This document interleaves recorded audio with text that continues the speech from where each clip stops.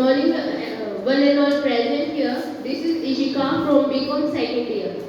As we all know, that is a famous word that finance is the backbone of every transaction. कि हम कोई भी transaction करनी है उसके लिए हमें फाइनेंस की नीड है, पर किसी ने कभी सोचा है कि ये फाइनेंस आता कहाँ है, कहाँ से है? अब हम हमारी मान ले, हमारे लिए तो हमारे फाइनेंस का सोर्स हमारे पेरेंट्स होते हैं।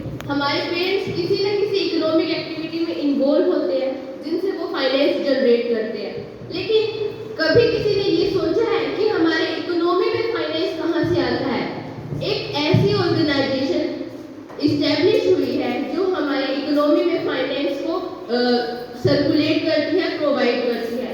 तो आज हम उसी ऑर्गेनाइजेशन के बारे में पढ़ना चाहेंगे। तो मेरे टॉपिक का नाम है reserve bank of India. Reserve Bank of India is the central bank and the apex bank of India, which control the entire banking system and provide currency and circulate currency in our economy. The table of contents of this presentation include introduction, history of RBI, objectives of RBI, structure of RBI, functions of RBI. Introduction. तो introduction में हम ये पहले जानते हैं कि RBI को establish कैसे हुआ, क्या रिकमेंडेशन आई कि हमें आरबीआई की नीड पड़ी। तो 1926 जब हमारा इंडिया इंडिपेंडेंट भी नहीं हुआ था, उस टाइम पे हिल्टन यंग कमीशन एक कमेटी थी, उसने ये रिकमेंड किया कि हमें ना एक अलग सेपरेट बॉडी की रिक्वायरमेंट है जो कि एंटायर बैंकिंग सिस्टम को रेगुलेट करेगी, करेंसी प्रोवाइड करेगी, क्रेडिट फैसिलिटीज प्रोवाइड करेगी और एक जनरल रूल्स और गाइडलाइंस को प्रोवाइड करेगी कमर्शियल बैंक्स को, ताकि वो फॉलो करें और हमारी इकोनॉमी डेवलप हो। तो 1926 में हिल्टन यंग कमीशन ने ये रिकमेंडेशन दी थी और 1934 में RBI reserve bank of India act पास हुआ था और 1935 1 अप्रैल 1935 को आरबीआई इस्टेब्लिश हुआ था और वर्किंग में आ गया था। उसके बाद जब हमको इंडिपेंडेंस मिली 1947 में, हमारा इंडिया इंडिपेंडेंट हो गया था। उसके बाद 1949 में हमारे आरबीआई को नेशनलाइज कर दिया गया था। अब आरबीआई का फुल कंट्रोल इंडियन गवर्नमेंट के हाथ में आ चुका था। ऑब्जेक्टिव, हम आरबीआई को इस्टेब्लिश कर दिया। अब इसका ऑब्जेक्टिव क्या है, हमें आरबीआई की रिक्वायरमेंट क्या है, उसके फंक्शंस क्या है। ऑब्जेक्टिव ये है कि वो हमें करेंसी इशू करके देगा, वो हमारी इकोनॉमी में मनी की सप्लाई को कंट्रोल करेगा और एक स्टेबिलिटी लाएगा हमारी इकोनॉमी में प्राइस के related. Structure of RBI, structure of RBI में हम ये पढ़ेंगे कि हमारे जो इकोनॉमी है उसके मतलब जो आरबीआई है उसके अंदर कौन सबसे टॉप लेवल पे काम करता है, उसके बाद में उसके अंदर कितने पीपल आते हैं। तो फर्स्ट ऑफ ऑल हमारा जो टॉप जो पर्सन होता है जो आरबीआई को कंट्रोल करता है वो होता है गवर्नर। तो मैं आप सभी से पूछना चाहूंगी the current governor of RBI, anyone? Yes, जैसे कि जी ने बताया the current governor of RBI is Shaktikanta Das. He was appointed as governor in 2018 and till now he is the current governor of RBI. Then we have deputy governors. There are currently 4 deputy governors of RBI. First is MD Batra, second is TR Jain, third is MK Jain और Ravi Shankar, M Rajeshwar Rao. Next person who controls the RBI is executive director. Then we have principal chief general manager who manage the RBI. Then we have chief general manager, deputy general manager, assistant general manager, manager and assistant manager, and the support staff. Then we have subsidiaries of RBI. Subsidiary of RBI का मतलब होता है कि जो RBI एक बहुत बड़ी organisation होती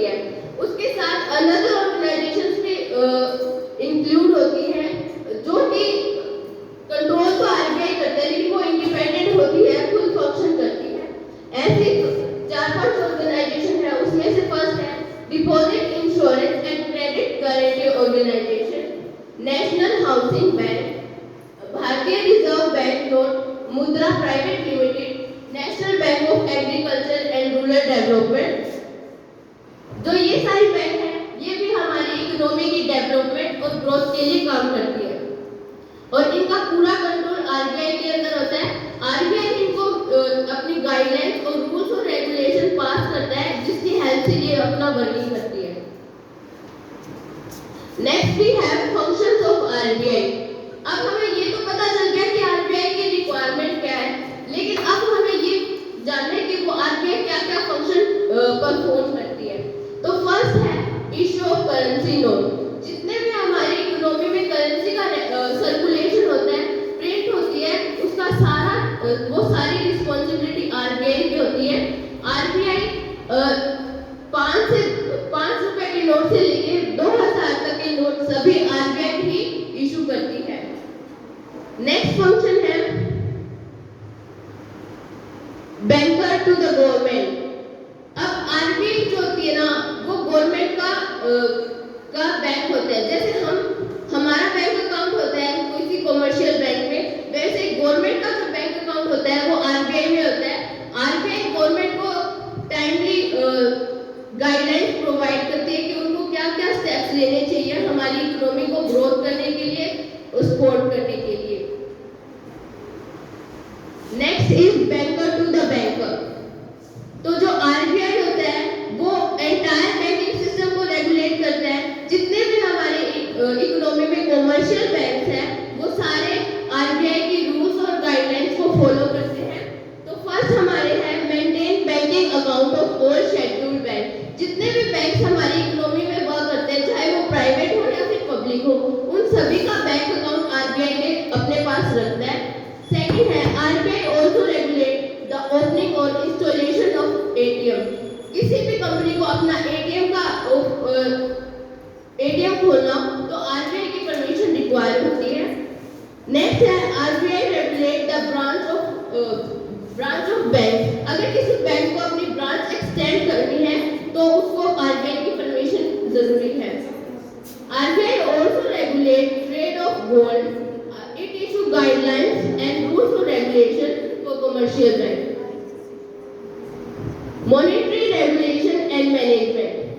अब जो हमारी इकोनॉमी में मॉनेटरी मनी जो सप्लाई होता है, उसको भी रेगुलेट आरबीआई ही करता है और उसको मैनेज भी आरबीआई करता है। हमने दो पॉलिसीज का नाम तो बहुत सुना होगा, fiscal policy and monetary policy. जो फिस्कल पॉलिसी होती है वो तो गवर्नमेंट इशू करती है, जो मॉनेटरी पॉलिसी होती है वो आरबीआई इशू करती है। उसमें हम मनी की सप्लाई को कंट्रोल करना, क्रेडिट कितना क्रेडिट हमारी इकोनॉमी में होगा उसको कंट्रोल करना, ये सब एक्सप्लेन किया जाता है। और इसके बाद है instrument of relating monetary policies. तो दो टाइप के इंस्ट्रूमेंट होते हैं, क्वांटिटेटिव और क्वालिटेटिव।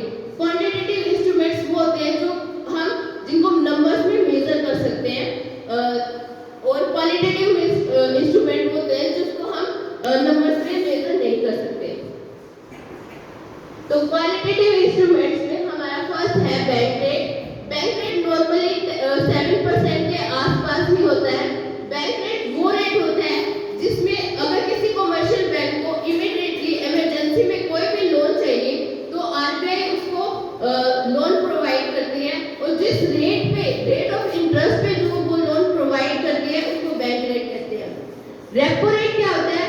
इसमें भी आरबीआई कमर्शियल बैंक को लोन प्रोवाइड करती है, लेकिन ना इसमें वो सिक्योरिटी को पहले रखती है। रिवर्स रेपो रेट में ये होता है कि ना आरबीआई को लोन की रिक्वायरमेंट होती है, तो इसलिए जो आरबीआई है वो कमर्शियल बैंक से लोन लेती है। कैश रिजर्व रेशियो और एसएलआर ये ना सिमिलर होते हैं। इसमें ना टोटल डिमांड डिपॉजिट का रिजर्व बैंक को थोड़ा परसेंट अपने पास रखना होता है।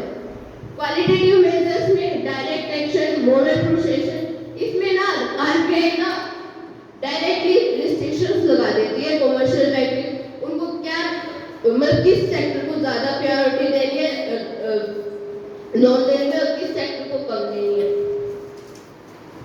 बैंक सुपरविजन वो सुपरवाइज करते हैं कि हमें इस बैंक को कौन बैंक किस बैंक को लाइसेंस प्रोवाइड करना है, उसे प्रॉपर रूल्स